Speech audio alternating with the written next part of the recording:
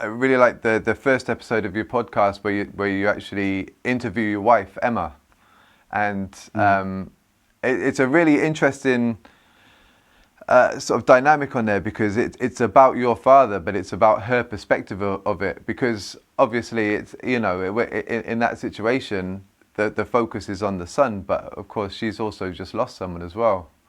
I thought that was a real nice Yeah. dynamic, but you It's had so, very different ways of dealing with it. yeah, definitely. I think when someone loses someone that's close to them, everyone, rightly and naturally gravitates towards that person. But we sometimes can forget to think about, all the people connected to that person that's grieving, and that's probably going through, a grief process of their own. I think that as soon as someone dies, it becomes a mental health issue for everyone connected to that person. And so I think it was really tough for my wife, first of all, to grieve for her father-in-law, and then to watch her husband really struggle in his grief. But she was, a rock and solid. And she's the kind of person that kind of, if she's struggling or she sees someone that she loves struggling, she wants to gravitate towards that person. And I'm the kind of person that if I'm struggling, leave me alone. Like, I just want to be by myself. And she just stuck by me. I think after 6 months, she said she Googled, is my husband grieving or being really annoying? Which one is it? And figured out that it was a bit of both. So she took us to counseling. But yeah, she was great. And the other episodes of there, it talks about different types of grief. Um, how would you define grief? Do you think? Kind of define grief as the immediate response to losing someone or something that you love or value. And I say someone or something because, I've spoken to people that are grieving for losing their jobs and grieving for losing their dreams and that kind of stuff. I don't think it always has to be a person. And I think it's that, immediate response, whatever that is, that just pain, man, and that raw place that we're all in after we lose something we love. For me, that's grief, and all the thoughts that come with it, the regrets, the what ifs, the could I have done anything, the how do I change this situation, is this even real, is it a dream, for me that's grief. And it's interesting because obviously in the sort of situation where we're in right now because of COVID and things like that, there's almost a collective grief because everybody's sort of lost something within their lives. I think whether it's a person or work there's almost like a huge their freedom. There's almost like a huge collective sense of grief, isn't there? Um, Yeah, man, 100%. And I think I've had to learn, after losing my dad, that I can I shouldn't allow my grief to be so overwhelming that I become self-absorbed and less empathetic towards others. Because shortly after my dad died, if anyone complained, my instant reaction would be, yeah, but you've still got your dad.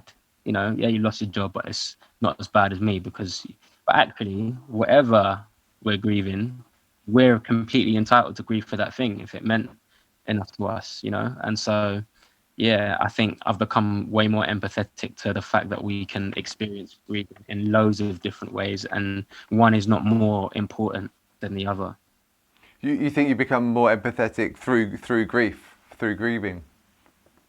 Yeah, 100%. I think vulnerability breeds vulnerability, and when you've experienced extreme pain, you have more of an we can tend to have more of an empathetic viewpoint to other people that have experienced pain as well.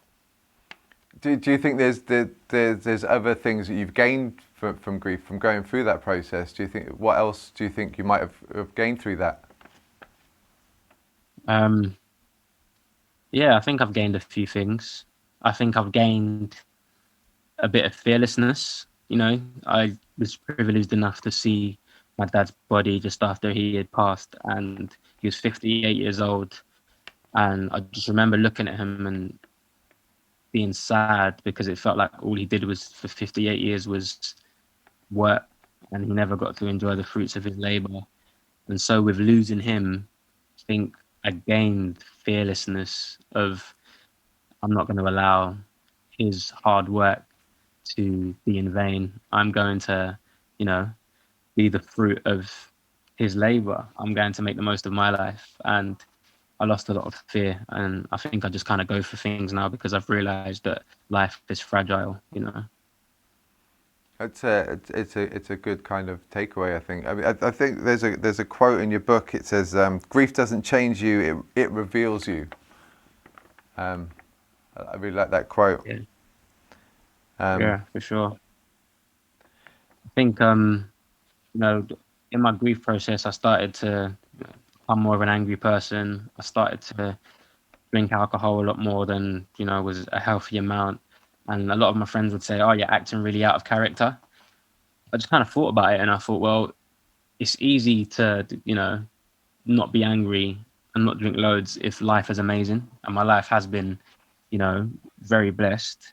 And so when I'm in a tough situation, I feel that that's what maybe can reveal like who you really are when stuff hits the fan. And who I was when stuff hits the fan was an angry person and someone that drunk way more than I should have. And so, yeah, I thought that it didn't really change me, but it just highlighted the fact that I need to be better without putting too much pressure on myself. But could respond to life in a healthier way if it doesn't go according to plan. if there was someone going through a similar situation, what is there any advice you would give to them? Both someone going through the same situation as yourself, but also someone watching that happen. You know, how did Emma deal with it, for example?